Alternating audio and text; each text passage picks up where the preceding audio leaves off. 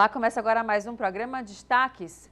E o Brasil bateu recorde no número de alterações de gênero no registro civil em 2023. Aqui no Ceará, o balanço dos cartórios, onde a mudança pode ser solicitada sem burocracia, mostra que o procedimento também apresentou crescimento principalmente do gênero masculino para o feminino. O crescimento foi superior a 100%. Entre 2022 e 2023, o número de homens que mudaram para o gênero feminino no Ceará foi de 84 para 186. A alteração ela se deve principalmente à confiança que a população adquiriu nos cartórios, né? Em relação aos transgêneros, a mudança de nome e gênero que ocorreu aqui no estado se deu muito pelo pioneirismo do estado do Ceará na edição do provimento que regulou essa matéria. A desburocratização também fez o número de mulheres que solicitaram mudança de gênero crescer 75%. Já a mudança de prenome saltou de 132 para 276. Quando elas veem a sua documentação indo conforme elas se identificam na sociedade, elas sentem um alívio, uma identificação realmente com o que elas sempre se identificaram, quer seja na questão dos trans, né, porque se identificam com o prenome novo e com o gênero correspondente à sua identidade, como a pessoa que quer mudar simplesmente seu prenome porque aquele que os pais escolheram, que exerceram o direito de escolha na hora do registro, ela não se identifica com aquele nome, né, porque muitas vezes foi feita uma homenagem a um parente ou foi feita uma homenagem a algum artista, algum jogador, e eles não se identificam de outra forma, quer seja uma questão pessoal ou da própria sociedade. Eles são identificados na própria sociedade de uma outra forma e eles querem pôr isso nos seus documentos, na sua certidão, e isso pode ser realizado tranquilamente, sem nenhuma burocracia, nos cartórios de todo o Brasil. Fazer a alteração de gênero ou mudar, corrigir o nome no registro civil sem precisar de autorização judicial trouxe agilidade na busca por direitos e dignidade. Todo o procedimento é feito de maneira muito rápida. No caso de pessoas trans, por exemplo, a mudança oficial pode ocorrer em poucas horas.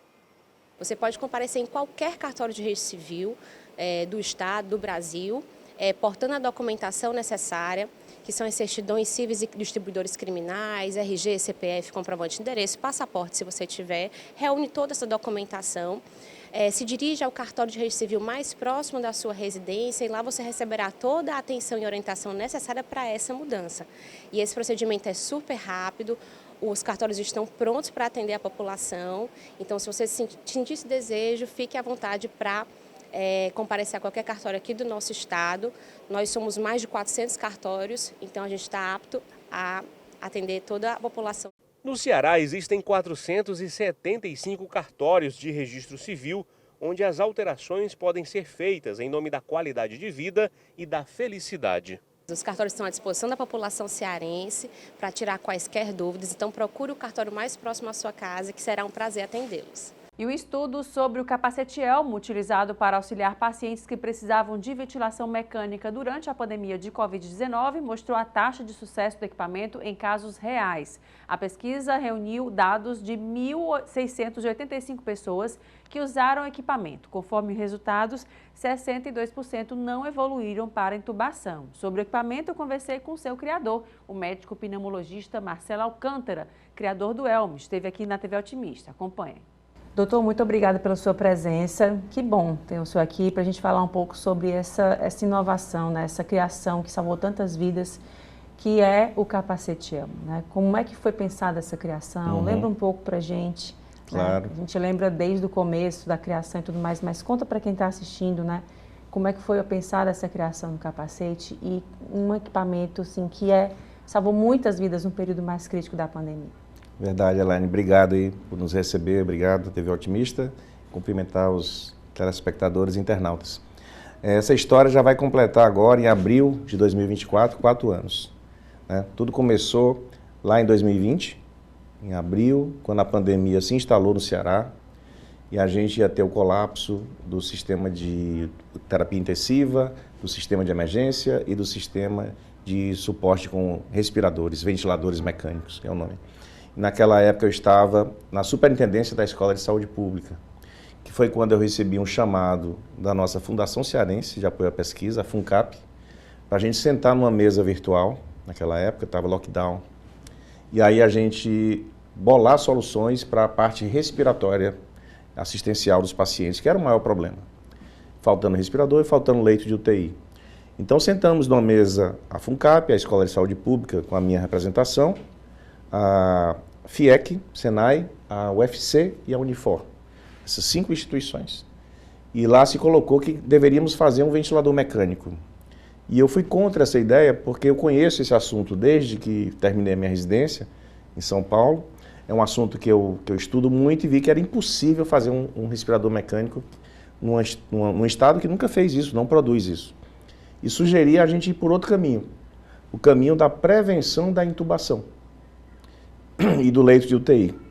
Daí eu propus, mostrei uma figura de um paciente num capacete, um dispositivo italiano, em que se fez uma pesquisa em 2016 para se tratar pacientes com pneumonia, parecido com Covid, e que deu certo.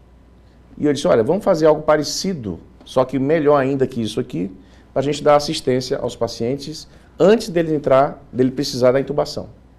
E não precisar de UTI e nem de respirador. Então essa ideia seria para prevenir, exatamente. E aí a gente estimava na época que metade dos pacientes iriam responder bem e não precisar de intubação. Essa ideia foi bem assimilada pelo grupo, né? Ele ficou meio surpreso na hora, mas depois viram que era interessante e foi aceita a ideia. Na semana seguinte, a gente já estava, acho que com o primeiro protótipo já em teste, feito pelo Senai, e nós batizamos de ELMO. ELMO sendo uma expressão que significa capacete em português e que significa capacete para a guerra. A sensação é de guerra, né? Lockdown e aquela ameaça permanente. E a sociedade toda mobilizada. Então aí começou a grande missão do protótipo. Depois de 2 meses, 9 protótipos, testando em voluntários, nós conseguimos ter um protótipo. Nessa prototipagem entrou a empresa Esmaltec no final da prototipagem e a gente estava pronto para testar em paciente. E fomos para o Hospital Leonardo da Vinci, um hospital que o governo do estado adquiriu e que virou referência aí no atendimento no SUS. Chegando lá, testamos se era viável usar o capacete. E foi muito viável, foi melhor do que a gente esperava. Nós testamos em 10 pacientes, todos graves, todos precisando de muito oxigênio, e teve uma resposta excelente, evitando, assim, não indo para a intubação, 6 dos 10 pacientes. Foi melhor do que a gente esperava, portanto. E muito boa a oxigenação, muito bom o conforto do uso do capacete, nos surpreendeu. Ele é muito mais confortável, para quem não sabe, do que uma máscara, que é o que se usava e se usa ainda. E aí a gente, com esse resultado, a gente conseguiu a aprovação da Anvisa. Veja que a gente seguiu todos os trâmites da inovação. A ideia até a aprovação da Anvisa. E a Esmaltec começou a produzir. E produziu na hora certa, porque chegou a segunda onda, que foi pior que a primeira, 2021. Então, em 2021, começou a ser usado o capacete no Leonardo da Vinci, mas também no Hospital Regional da Unimed, hospitais privados aqui da nossa cidade. Começou a ser usado no interior do estado, começou a ser usado em todo o Brasil. Então, todos os estados do Brasil acabaram usando o capacete. Formou-se uma rede de comunicação em que a informação de que o capacete funcionava começou a chegar em todas as áreas, até porque o Ministério da Saúde, na ocasião, não estava trabalhando essa questão na pandemia, né? Então, houve só uma rede de comunicação espontânea que se formou e o governo do estado do Ceará, pioneiro nesse processo, apoiando. E aí, a história de 2021 foi incrível, porque a gente deve ter alcançado mais de 40 mil pacientes no Brasil. E talvez pouco mais de 20 mil só no Ceará. E quando, a partir do momento que foi para outros estados, foi em que período? Foi em 2021, a partir ali de abril, maio, junho, que foi exatamente quando a segunda onda, quando a gente já tinha resultados aqui e as pessoas de outras áreas do Brasil também na situação sufocante de não ter respirador, não ter o que fazer, pediram apoio e receberam capacetes ou compraram capacetes da Esmaltec ou receberam doações. Houve um movimento, um engajamento social muito grande no processo. Eu diria mais, a mídia teve um papel muito bacana, porque divulgou isso da maneira correta, levando informação precisa, né? Numa época de fake news, você levar uma notícia de verdade, na parte científica, isso aconteceu com o capacete. Então foi algo bom também e tem a ver com inovação. E o capacete foi feito e desenhado não apenas para a Covid. Importante deixar claro, viu, Elaine? Ele foi feito para qualquer condição em que a pessoa tenha insuficiência respiratória por falta de oxigenação. Então existem muitas condições assim. Pneumonia, que é uma condição que infelizmente ainda mata muito no Brasil, que atinge crianças, atinge adultos, é muito frequente e pode ser causa de insuficiência respiratória, como a Covid, e o capacete pode ser uma excelente ferramenta para evitar a intubação nesses pacientes. Mas também, pacientes que têm problemas cardíacos e fazem cirurgia cardíaca, pode usar o capacete no pós-cirúrgico, né, no pós-operatório. Pacientes que têm problema, por exemplo, complicações pulmonares de tratamento para câncer, também pode usar o capacete. Então, o uso é muito amplo. E aí, nesse sentido, a gente quer que o capacete seja um legado permanente. Nós que participamos do desenvolvimento, a gente ganhou um prêmio, que é o Prêmio Euro de Inovação em Saúde. É um prêmio que, inclusive, tem um aporte financeiro. Nós ganhamos ano passado. Aliás, esse ano, está acabando o ano já. Esse ano. E esse recurso a gente vai investir integralmente em apoio à pesquisa e inovação na linha do capacete, para formar para continuar evoluindo, né, no seu dispositivo, em alguns acessórios que ele usa também. Doutor, nesse período, né, desde a criação até a se certificar da sua real função, do seu real resultado, né, que foi satisfatório, que Sim. salvou muitas vidas. Durante esse caminhar até agora, assim, algumas mudanças foram feitas significativas de ajuste e também com relação a estudos da eficiência, né? Foi feito algum estudo novo, recente? Excelente pergunta, Elaine, me dá a oportunidade de dar quase em primeira mão alguns resultados novos que nós estamos levantando. Primeiro, o estudo Elmo Registry, que é um estudo que pegou 2 hospitais grandes aqui, o Hospital Leonardo da Vinci e o Hospital da Unimed, um público do SUS, 100% SUS, e um privado, 100% do setor suplementar, e nos 2 hospitais, centenas de pacientes. E o resultado alcança entre 60% a 70% de resultado favorável, de não precisar de intubação. Comprovando o nosso primeiro estudo com 10 pacientes, sendo reproduzido numa escala de mais de 1.500 pacientes. Então, fantástico isso, porque é um resultado que comprova que ele foi muito eficaz. Segundo, um estudo que eu participei ontem da banca de mestrado na Universidade de Fortaleza, Ricardo Caburi, o primeiro autor, e coordenado pelo professor Vasco Furtado e pelo professor Erneson, da Unifor, mostrou um resultado comparativo do uso do capacete versus não uso do capacete, em relação à intubação. E ele encontrou que quem não usou o capacete teve cerca de 10, 11 vezes mais chance de ser intubado do que quem usou. Então esse é um dado muito expressivo, é um dado novo, estou te falando aqui 24 horas após ter assistido essa tese, que ainda vai ser publicada, mas que merece sim ser amplamente debatido, conversado, porque a gente acha que o capacete precisa ser incorporado no sistema de saúde. Então, para isso, as pesquisas é que fundamentam isso, a ciência. Então, levar esse dado científico também. E vai ser publicado no mês que vem, no Jornal Brasileiro de Pneumologia, um estudo realizado no Instituto José Frota, também com o Elmo. Ou seja, a gente está vendo agora os estudos de pacientes que foram tratados na pandemia. Isso é muito importante, porque aí dá a comprovação científica de tudo isso que a gente vivenciou, porque a gente viu os pacientes melhorarem, mas faltava a comprovação científica, a chancela, de fato, que sempre vem depois, mas ela está aí sendo colocada. Doutor, e aqui em Fortaleza, especificamente, eu já amplio um pouco, no estado do Ceará, todas as redes de saúde, elas utilizam, se necessário for, o capacete? Já está no protocolo? Eu diria que ainda está numa fase de transição. Por quê? Porque a gente viveu a pandemia. Na pandemia, sim, ele era protocolizado para ser usado. Depois da pandemia ser a emergência que ele não tem ainda um protocolo estabelecido, até porque o Brasil, acredite se quiser, não tem protocolo para tratamento de insuficiência respiratória. Oficial. Não temos. É do olhar daqui. É da literatura científica, e cada instituição e cada médico vai usar ferramentas da maneira que achar melhor.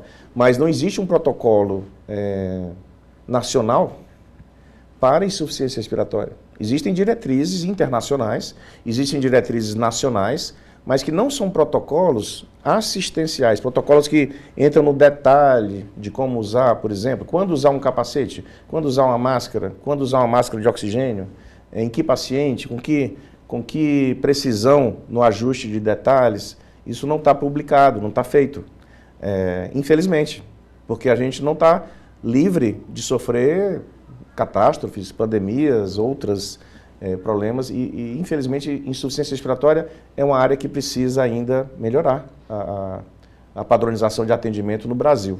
E nesse sentido, o que poderia ser proposto para que se chegasse a essa padronização? É em âmbito político, é em âmbito social? Eu acho que os gestores do SUS, junto com as universidades e as áreas de conhecimento, a Escola de Saúde Pública, as instituições de ciência e tecnologia, deveriam fazer seminários e serem proativos na elaboração dos protocolos para os grandes problemas de saúde, né?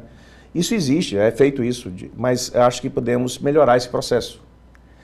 Podemos inovar nesse processo, porque nós temos mais tecnologias que permitem, inclusive, reuniões remotas, mais ágeis, de pessoas que não estão aqui no estado ou até que estão no estrangeiro, né? Para a gente construir protocolos que o SUS e o Sistema de Saúde Suplementar possam empregar em larga escala, como fez na pandemia. Ele fez isso na pandemia. E deu muito resultado, salvou muita gente. O SUS fez isso. Protocolo. Aqui no estado do Ceará, nós fizemos protocolos que eram atualizados a cada 3, 4 semanas. E eram publicados, e se fez um aplicativo de como usar esse protocolo. Nós fizemos vídeos instrucionais para ensinar os profissionais de saúde como usar. Fomos para a mídia divulgar. Então, se se fez isso por uma pandemia, por que não se pode fazer isso de modo permanente, principalmente para os grandes problemas de saúde? Nós sabemos que tem o que mais mata, uma das coisas que mais mata no mundo chama-se sepse, que é a infecção generalizada. Existe protocolo para sepse, bem estabelecido. Por que não aperfeiçoar esse protocolo, fazer tecnologias novas que tornem ele amplamente implementado no estado do Ceará, em qualquer região do estado do Ceará, às vezes a região mais distante. Pode ser um pequeno município, um pequeno distrito, mas que se tiver acesso à internet, você pode ter um médico aqui fazendo telesaúde e orientando o que fazer naquele caso. Que já é uma realidade. Que já é uma realidade. A Secretaria de Saúde tem um sistema de telesaúde funcionando. É só a questão da gente investir mais nisso e expandir. Então, você falou sobre as crianças também, né? Insuficiência respiratória no comum geral. Também tem elmo para criança? Porque a gente já imagina, aí só imagina o elmo daquele tamanho para adulto, né? Que delícia essa sua pergunta, porque nós temos um projeto chamado Elminho. O nome é bonitinho. Então, o nome é bonitinho. O Elminho, está escrito o projeto, está orçamentado, não é caro desenvolver e a gente tem que aplicar esse projeto novamente à nossa fundação de pesquisa, levar para lá. Porque isso foi apresentado no final da pandemia, mas por questões o governo estava na finalização, não conseguiu executar. Mas eu acho que é algo que tem que ser reapresentado, com apoio, obviamente, dos pediatras que vão precisar se engajar nesse tipo de projeto. E isso vai ser uma realidade e eu vou apoiar, sinceramente, assim como toda a equipe que trabalhou no Elmo, para o Elminho existir e atender aos nossos pequenos pacientes que precisam de suporte respiratório. Doutor, e falando agora na Covid ainda, né? Não acabou, né? As pessoas... Que bom que a gente está aqui falando, lembrando, né? Com muita dor no coração de quem se foi, né? Por muitas perdas que aconteceram, mas estamos aqui, né? Conseguimos superar, passar de uma certa forma, né, doutor? Mas assim, nesse caso, como é que está atualmente esse cenário, né? Sobretudo das vacinas, sobretudo da bivalente, né? Que agora tem um reforço da bivalente. Como é que está atualmente? Que a gente às vezes tem umas informações desencontradas, a questão da máscara, eu não vou usar mais, que não adianta. O que está acontecendo agora? Eu acho que a gente se desmobilizou rápido demais. E eu acho que a sociedade tem muita dificuldade de aprender com a história recente, né? Aliás, a história que estamos vivendo ainda. Nós estamos passando nesse momento por uma onda de novos casos de Covid, que ainda bem não são graves, mas que podem trazer complicações graves, principalmente quem tem imunidade baixa, Portanto, campanhas de vacinação a gente precisa continuar fazendo, permanentemente. Nós temos uma campanha anti-vacinação, que é feita por grupos negacionistas, né? E que o Brasil entrou nessa, o Brasil não fazia parte desse clube de nações que tinha gente trabalhando para negar o valor das vacinas, mas aí, infelizmente, o Brasil agora tem. E se isso é uma realidade nova, a gente tem que ter uma campanha mais forte de educação. E manter a vigilância. Quer dizer, a vigilância epidemiológica é muito importante. A vigilância no sentido de prever novas ondas, prever ameaças e ser transparente com a população. Publicar isso. No governo passado, foi criado o IntegraSUS, que é uma base de dados que apresenta todos os dados do sistema de saúde para a população. Isso foi um grande avanço. Foi criado o Centro de Inteligência da Escola de Saúde Pública. Tem um site chamado CISEC, em que você tem lá acesso aos casos de Covid, né? Distribuídos no estado do Ceará, onde tem mais, onde tem menos. Eu acho que fortalecer essas entidades, não desmobilizar, eu acho que esse seria o caso, mas remobilizar pode ser necessário, aliás, é necessário na minha visão. É algo que precisa ser cobrado no bom sentido dos gestores, porque a gente está sempre, ainda mais com mudanças climáticas, né? Onde você tem risco de outras doenças surgirem por vetores, mosquitos, etc., porque esse tipo de situação muda com o clima. Fora seca e outras coisas que podem acontecer, catástrofes, enchentes, etc. Então, a gente precisa mais do que nunca de inteligência e vigilância na saúde.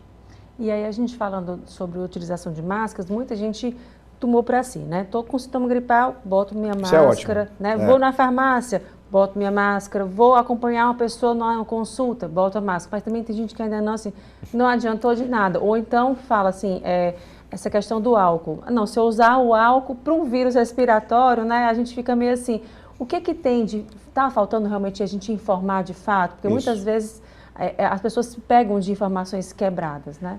Exatamente, Elaine. É óbvio que se você tem uma doença que se transmite pelo ar ou por gotículas, nós temos as viroses todas respiratórias, é óbvio que a máscara protege. Não precisa... Qualquer um entende isso, não precisa de um grande estudo para provar isso, inclusive, né? Então, as máscaras funcionaram sim, e vão continuar funcionando. E eu acho ótimo quando um paciente, como médico atendo, que o paciente entra no consultório de máscara porque às vezes uma máscara N95, porque ele está com Covid, acabou de diagnosticar. Então, ele está protegendo os outros, né? E aí, isso é fundamental. Então, essa atitude não negacionista, ou seja, no sentido de reconhecer o que existe de científico e usar isso no seu dia a dia. Né? Quando está no elevador do seu condomínio, se você está com suspeita viral, você vai de máscara. Pensa no seu vizinho, pensa no seu irmão que está ali. A gente só via uma pessoa transplantada, né? Ou quem, Exato. Né? Era raro ver alguém de máscara. Exato, mas hoje a cultura da máscara, os orientais, que já passaram por pandemias antes, muito sérias, recentemente, já tinham antes da Covid. Eles já usavam máscara com toda a naturalidade quando estavam com qualquer suspeita ou qualquer risco. Então, aquela pessoa que está com a imunidade baixa, vai para um ambiente que tem muita gente, pode se contaminar. Então, usa máscara antes, coloca a máscara e vai mais tranquilo, né? E a higiene das mãos é essencial, com álcool, gel ou com sabonete simples, sabão, e tentar, porque você toca no nariz várias vezes por dia. E aí, toca no nariz, você contamina, toca na mão da outra pessoa, a outra pessoa vai com a sua mãozinha, toca no nariz, aí é que está a contaminação. Então...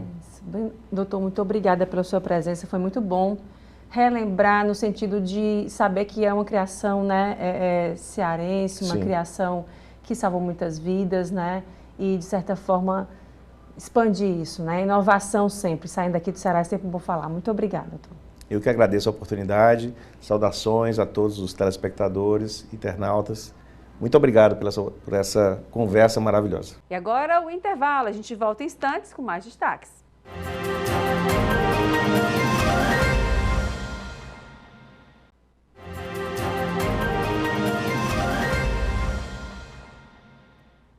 E neste sábado, dia 6, dia de Reis, O governo do Ceará realiza a mostra estadual Ceará Ciclo Natalino no Complexo Cultural Estação das Artes. Está na 16ª edição. Com acesso gratuito, a programação é voltada para toda a família e segue até às 20 horas, acho que até um pouco depois disso. Sobre a programação e muito mais, eu converso com o Ideobrando Maciel, curador do Ciclo Natalino, está aqui comigo no estúdio. Eu falei um pouquinho depois disso, né? Porque a tendência é a programação ser bem extensa, né? Conta um pouco pra gente. Sim, com certeza. Então, a Mostra Ceará Ciclo Natalino, ela é um evento que é realizado pela Secretaria da Cultura do Estado do Ceará e esse ano está em parceria com o Instituto União de Arte, Educação e Culturas Populares, né? Que tem na frente a Sheila Fernandes, que é a produtora, e é um evento que já ocorre, como você bem colocou aí, há pelo menos 16 anos, né? Esse ano vamos estar realizando a 16ª mostra. E é um evento que está, na verdade, encerrando agora dia 6, né? Dia 6 é a culminância, é o dia final de todo um processo que tem, na verdade, iniciado aí pelo menos o início de dezembro, né? Então, a mostra, na verdade, ela compõe uma série de ações. E dentre essas ações a gente pode destacar as 14 mostras regionais.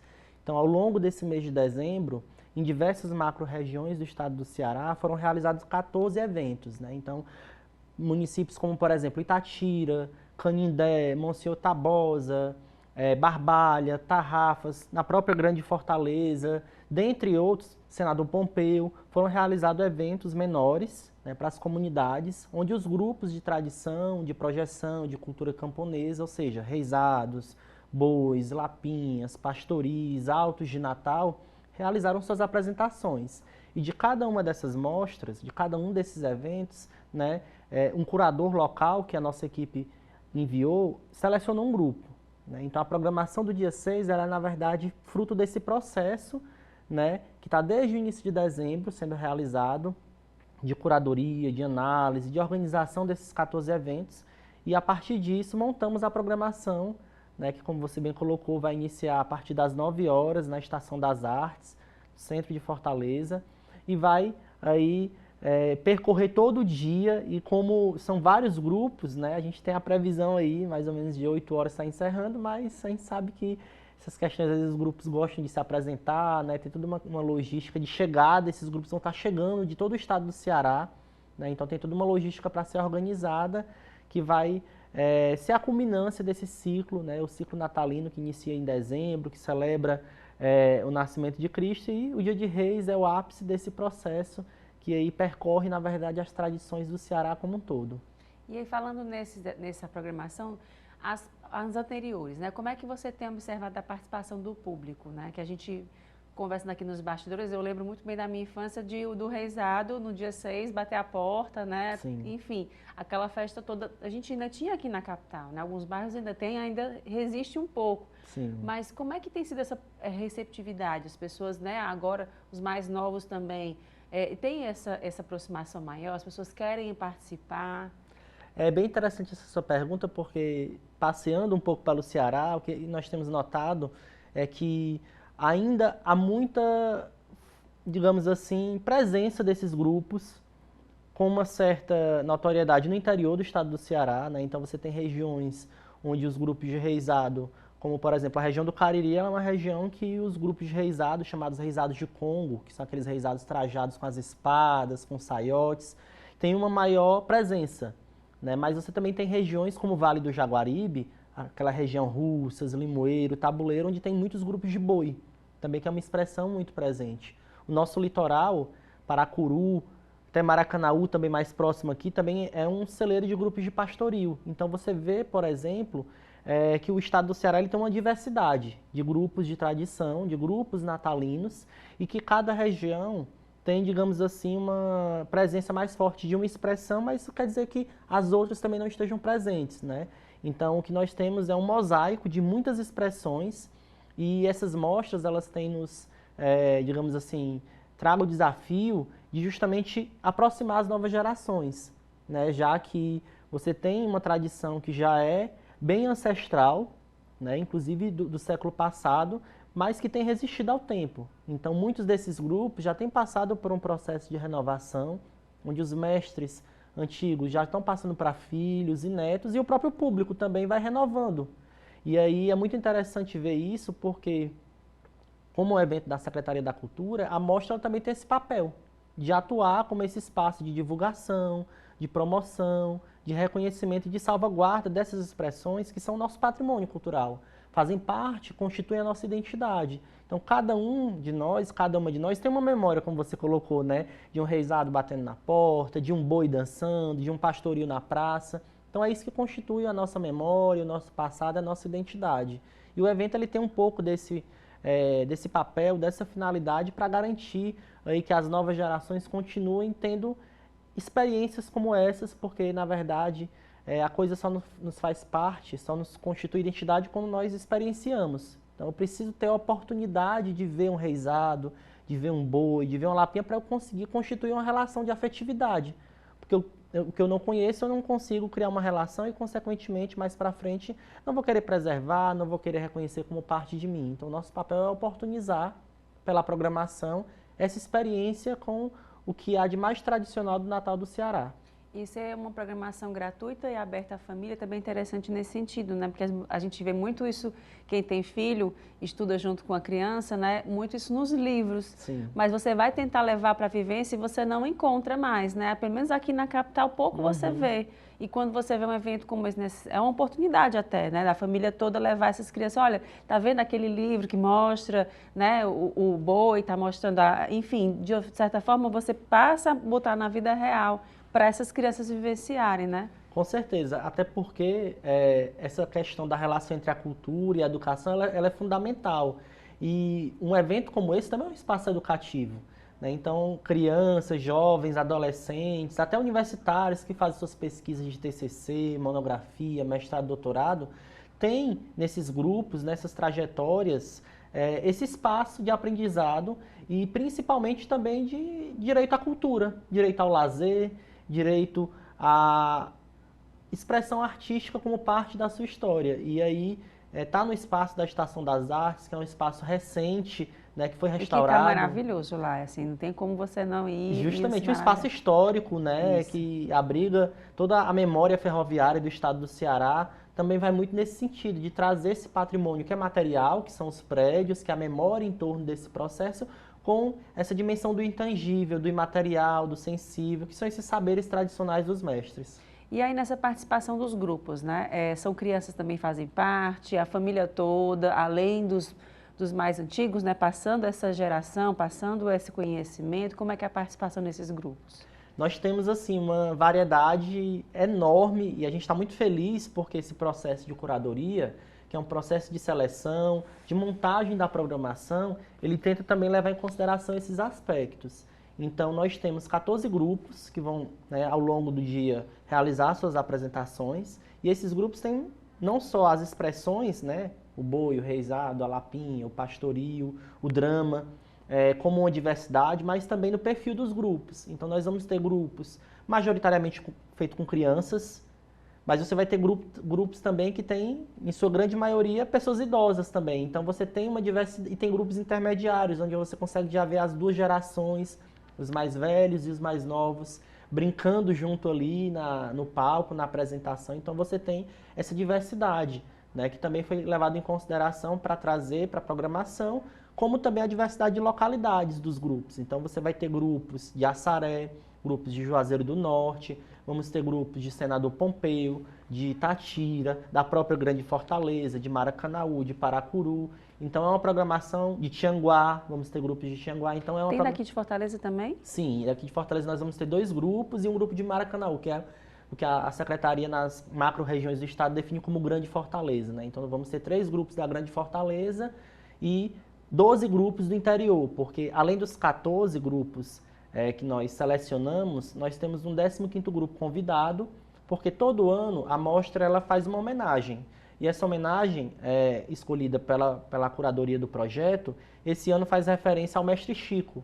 Né? O Mestre Chico, ele é mestre do boi. Está na tua camiseta, justamente, esse que está aqui na minha camisa, a gente está aqui com a nossa identidade visual. E o Mestre Chico, ele é mestre de boi, né, do Boi Pai do Campo, da Faceira, da comunidade de Aningas, lá de Limoeiro do Norte, do Vale do Jaguaribe. O Mestre Chico, ele é uma das grandes referências de boi da região do Vale do Jaguaribe. Em 2005, ele foi reconhecido pela Secretaria da Cultura como mestre da cultura do estado do Ceará. Então, ele é um jovem senhor que tem aí uma trajetória muito larga na brincadeira do boi e que já tem um reconhecimento do Estado, né? Ele é reconhecido pela Secult como patrimônio vivo do Estado do Ceará e esse ano estamos fazendo essa referência a ele, né? O grupo dele vem se apresentar. No dia 19, agora passado de dezembro, estivemos no território do mestre, realizando o lançamento desse evento. Então, a própria comunidade do sítio de Aningas, que é onde o mestre reside, teve ali um pouquinho da experiência de ver o seu próprio mestre homenageado no território. Tivemos o encontro de outros bois, o boi coração e o boi russano ali da região. E aí agora vamos trazer o mestre. A gente foi até o mestre e agora a gente traz o mestre para Fortaleza para poder apresentar o seu trabalho e receber a homenagem das mãos da secretária Luísa Sela. E no caso, você falou da programação do dia 19. As anteriores, né, durante o mês de dezembro, começou quando para culminar agora dia 6? Olha, a gente teve mostras que tiveram início mais ou menos ali por volta do dia 15, 16 de dezembro. Anterior, a gente fala que o trabalho começa sempre antes, porque foi o processo de seleção que a secretaria fez dos grupos. Então, muitos desses grupos receberam fomento, né, participaram de um edital, receberam fomento para poder renovar os figurinos, para poder, inclusive, passear por suas comunidades. As próprias mostras, os eventos também foram financiados pela secretaria. E aí, a partir do dia 15, você teve a execução desses projetos, dessas apresentações, dessas mostras. Foram até o dia 30 de dezembro e agora, dia 6, vamos ter a finalização desse processo.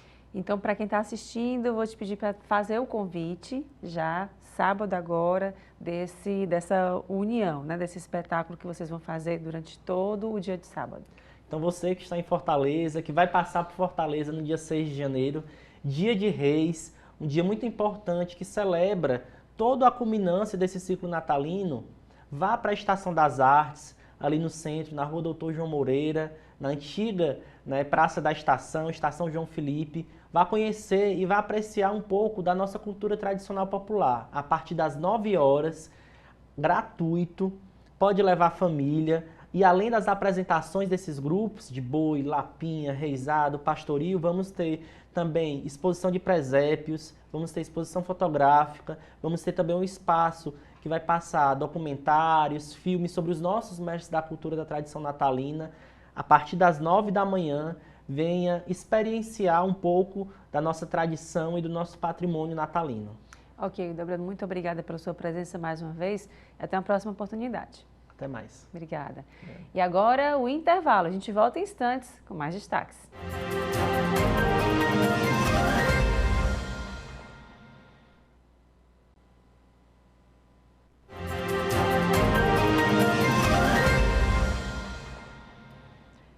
De volta com Dica, dando início à programação de férias do Teatro Dragão do Mar, Amoio de Artes Produções Artísticas, em parceria com a trupe Acaba de Chegar, realizam espetáculos os dois, A Fábula do Monturo Velho e Rosa Escarlate. Nos domingos de janeiro agora, dias 7, 14, 21 e 28. E sobre os espetáculos eu converso com o Ronaldo Agostinho, ator e produtor cultural, está aqui comigo no estúdio. Ronaldo, obrigada mais uma vez pela sua presença. É isso, a gente que agradece, para a gente é super importante, né, ter o apoio de vocês, poder vir aqui conversar, falar um pouco sobre a produção que a gente está fazendo, falar um pouco sobre os nossos espetáculos. Então, gente, eu já agradeço a audiência da TV Otimista, do programa Destaques, então a gente fica muito feliz de poder estar aqui novamente, viu, Elaine? E a gente agradece também poder passar essa programação de férias, né, porque já está depois que o ano novo passou, 2024 vem com programação boa, bacana de férias e a gente tem também esses dois espetáculos, né, para poder quem está assistindo aproveitar e se programar, já colocar no caderninho de programação. Me fala como é que vão ser esses dois espetáculos, todo domingo, é isso? Isso mesmo, todos os domingos de janeiro, o Dragão do Mar está com um programa, né, chamado Férias no Dragão, e aí ele convidou a trupe, Acaba de Chegar, com dois espetáculos do nosso repertório, um infantil e um adulto. E a gente vai estar lá, então, todos os domingos. Com o infantil, a gente vai estar às 17 horas. Então, todos os domingos, 17 horas, espetáculo infantil, A Fábula do Monturo Velho. E às 20 horas, um espetáculo adulto, uma comédia super bacana, uma comédia de costumes e com direito a assassinato, né, a herança ali de vida. Então, uma família muito louca ali tentando fazer... tomar posse de uma herança que não lhe é devida, e às 20 horas. Então a gente está lá com os dois espetáculos durante as férias. Então tem programação para todo mundo, para quem tem filho e para quem quer ir só para os adultos, né? Isso assim. mesmo, quem quiser já aproveita e vai com a família e já fica, a gente já vai estar lá, né? Então já fica lá para assistir os dois espetáculos. O espetáculo infantil, criança de até 12 anos não paga, então também é uma promoção super bacana aí, às vezes, né, o pai a família tem mais de um filho, então vai dar para ir sem nenhum problema, vai dar para ir tranquilamente, convidar a família toda, os vizinhos. E conta um pouquinho da história do espetáculo infantil. O espetáculo infantil é a Fábula do Monturo Velho, do Aldo Evangelista, também é autor do espetáculo adulto. Ele acontece num terreno baldio onde vários animais se encontram para tentar um modo livre de vida. E aí a gente tenta tocar em algumas questões mesmo de escolhas pessoais. Aí a gente tem uma porca que toma banho, a gente tem uma cobra que quer ser bailarina, tem um bode sapateador, então os animais eles têm escolhas diferentes do que seriam, né, normalmente aceitas para eles. Mas aí tem um grande vilão, o Corujão, que tenta colocar todo mundo dentro de um formato só, dentro de uma caixa. Então é um espetáculo que trata sobre diferença, sobre aceitação, bullying, um espetáculo que além de divertir, né, de seu entretenimento, ele também causa reflexão. O legal do teatro infantil, juvenil, é isso, né? Levar também a diversão e a reflexão, né? Que é importante nessa fase da vida, né? Você também entender o outro, né? E o teatro ajuda muito isso, né? Isso, então. E a trupe se propõe a fazer isso, né? Propor essa reflexão sobre a aceitação mesmo das diferenças, que cada um é diferente. Tanto é que nesse terreno baldio se encontram vários tipos, né? A porca, a cobra, um urubu, enfim, são vários animais ali reunidos tentando ter um modo de vida livre e o vilão ali tentando cercear todo mundo, a liberdade, é isso. E no caso da programação do espetáculo adulto, né? Conta um pouco da história pra gente. O espetáculo adulto é uma família, né, decadente, uma família ali que já teve uma certa grana, e dois irmãos e a governanta tramam o assassinato do avô para poder ficar com a herança, e aí vão acontecendo várias coisas, muitas outras pessoas também ficam de olho nessa herança, e a gente acaba também propondo, para além do entretenimento, um pouco de reflexão também, né, sobre a ganância, sobre o orgulho, a vaidade. Já foram realizadas outras apresentações antes desses espetáculos? Desses dois espetáculos, sim, os dois espetáculos eles fazem parte do repertório da trupe, acaba de chegar, né? Só abrindo um parênteses aqui para falar da trupe. A trupe acaba de chegar, ela é o grupo de teatro de rua mais antigo em atividade ininterruptas aqui do estado do Ceará. São 33 anos. E aí esses dois espetáculos fazem parte do repertório. A Rosa Escarlate estreou em 2018, um pouquinho antes da pandemia, a gente estreou ali no hall do Teatro José de Alencar e de lá para cá não parou também. A Fábula também já é um espetáculo que estreou um pouco antes, já tinha, acho que em 2018, ele estreou em 2016, então já tinha mais tempo o espetáculo. Então são espetáculos que estão em cartaz e circulando desde então, a gente não para. E com relação ao ano passado, né? Como é que vocês trabalharam? Qual o balanço que vocês fazem das ações que foram realizadas? No ano passado a gente viajou muito, o espetáculo fez parte do Festival de Guaramiranga, a gente conseguiu fazer em alguns cucas, né? E a gente circulou um pouco por Fortaleza. No outro ano a gente até circulou um pouco pelo interior do estado, a gente chegou a ir para Juazeiro, Aracati, então a gente conseguiu circular bastante com os dois espetáculos. Porque no repertório da trupe a gente está com 3 espetáculos em cartaz. 2 infantis, a Senhorita Marshmallow e a Fábula, e um adulto, a Rosa Escarlate. E esse ano a gente ainda volta com Quem Matou Zefinha. Então, assim, a gente estava comentando, né?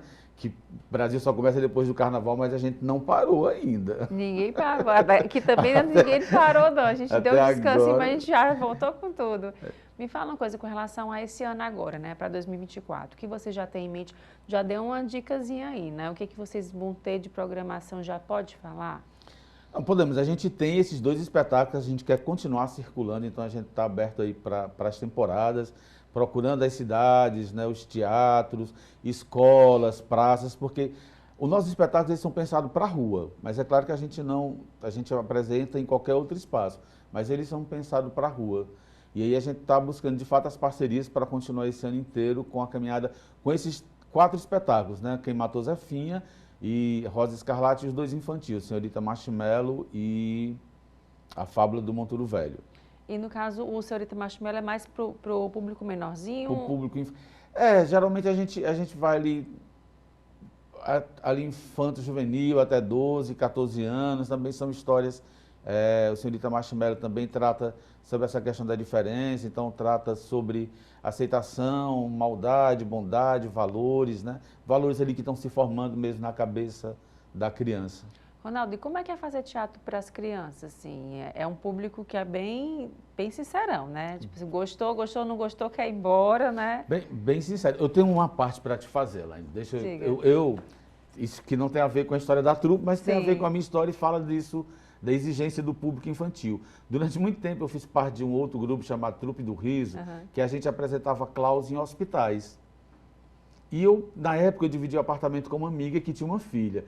E eu já fazia o palhaço ali, eu saí todo pronto de casa para ir fazer o palhaço no hospital. E quando eu saí, a criança ela olhou para mim e disse assim, olha que massa, um palhacinho sem graça. Ela disse logo, não adiantava você sair. Eu não estava ainda apresentando, mas eu já estava preparado, então estava assim, naquela de entrar no carro, embalar para ir para o hospital, então estava bem. E isso, assim, essa sinceridade que você está falando, né, do público infantil, é com ela que a gente trata. Então, ao contrário, às vezes, do que muitas pessoas pensam, o público infantil ele é muito mais exigente. Por isso, porque ele conhece o jogo melhor que a gente, né? Quando a gente está fazendo teatro, a gente fala muito isso. Joga como uma criança joga. Brinca como uma criança brinca. Quando a criança começa a brincar, ela, de fato, ela representa aquilo que ela escuta, que ela vê, que ela entende como realidade. E é isso que o ator tem que fazer. E quando a gente não faz essa verdade, ela sente. Então, ela se dispersa, não interage. E aí a trupe procura, sempre nos seus espetáculos infantis, fazer muito essa brincadeira, mas essa brincadeira com extrema verdade, né? Brincar mesmo de que é um outro personagem, de que aquela história é real, porque aquela história tem que ser real naquele momento, senão a gente não consegue chegar nas crianças. E as emoções delas também são altamente reais, né? Assim, do que você entende na hora que elas estão assistindo. Se está gostando, se está se assustando, né? Se está sorrindo de verdade. Então, assim, não tem... eu vou fazer aqui para melhor passar, não, né? Não. Ela mesma bota a verdade, que por isso que é mais difícil, né? Assim, seja mais complicado conversar com esse público. E com relação aos adultos também, como é que vocês avaliam a mudança? Existe diferença, assim, vocês apresentam num canto aqui, a receptividade é tal, mas para fora é de outra maneira, como é que é isso? Tem, a diferença se dá geralmente assim, quando a gente ensaia, a gente se propõe, como a gente trabalha com comédia, a gente busca, né, fazer rir, a gente propõe, isso aqui é engraçado, isso aqui a gente pode repetir que vai dar certo, e às vezes não dá, exatamente isso, o público ele muda um pouco, e a gente vai aprendendo a cada espetáculo, por isso que o teatro é tão bacana, né, porque a cada apresentação ele traz uma verdade nova para a gente que está fazendo, a gente aprende uma coisa nova, não dá para ser igual, diferentemente do cinema, que você grava e ali você vai ter que contar com aquela reação, não, a gente vai aprendendo também. Se demora um pouco mais em alguma ação, em alguma piada, né, em alguma cena que a gente faz ali de engraçada, ou se já faz ela mais rápido, isso depende também muito da reação do público. E às vezes a gente até pensa que o público não está gostando, mas o público adulto ele tem essa diferença, ele não expressa às vezes muito claramente. A gente consegue sentir aquele calor que vem da plateia, mas só no final é que a gente consegue entender se a gente atingiu ou não o objetivo. Mas também a mesma importância, fazer com verdade, com sinceridade, né? Naquele momento, o teatro é uma brincadeira mesmo de fazer sério, é um jogo, né? Os americanos chamam teatro de game, action, e é uma ação ali de um jogo, uma brincadeira, mas naquela hora tem que ser verdade. Ronaldo, e com relação a sua observação pelo retorno do teatro, né? A gente vê as pessoas retornando ao teatro, né? O teatro cada vez mais presente nas nossas vidas, de fato, né? Que a gente viu, a pandemia esteve presente, mas aquela distância que a gente sentiu falta, né? Agora o retorno, as pessoas indo mais, como é que você está observando esse momento? Eu acredito, sabe, que a pandemia, ela talvez até tenha aproximado a gente mais, um pouco mais do público, porque aquele público que não ia ao teatro, em casa ele recebeu esse produto. Né? E ele recebeu esse produto ali dentro desse contexto da pandemia, então ele talvez tenha percebido essa possibilidade de que agora que eu posso sair de casa, eu vou ver esse produto ali ao vivo, vou estar ali presencialmente. Eu acredito que tem essa aproximação. E também acho que a qualidade dos espetáculos, a gente vai aprendendo também, né, com isso. Acho que a produção cearense, ela tem aprendido muito mesmo ao longo do tempo, se aproximado do público, feito espetáculos cada dia com mais qualidade, de cenário, figurino, as faculdades que tem, as escolas que formam atores, que formam técnicos. Então, eu creio que tudo isso tenha favorecido essa aproximação com o público. É isso, Ronaldo. E para a gente encerrar aqui, dá o seu convite. Já? Deixa o convite, ó, foi rapidinho. Eu estava te dizendo que... Não é? Deixa o seu convite para quem está assistindo, para esses 2 espetáculos durante esses domingos de janeiro. Então, gente, eu quero convidar vocês a se fazer presente no Teatro Dragão do Mar, sempre, todos os domingos de janeiro agora, o programa Férias no Dragão, ingressos no Simpla, R$10 e R$20, então um preço super bacana, né? Não vai interferir muito no seu orçamento de férias. Espetáculo às 17 horas infantil, A Fábula do Monturo Velho, e 20 horas Rosa Escarlate, um espetáculo adulto. Ingressos também podem ser adquiridos na bilheteria do teatro. E importante, criança de até 12 anos não paga no espetáculo infantil. Ok, Ronaldo, muito obrigada mais uma vez e até uma próxima oportunidade. Obrigado, Velaine. Obrigada também. E o Destaques fica por aqui com essa super dica cultural. Não vai perder, hein? Obrigada pela sua companhia e até o próximo programa.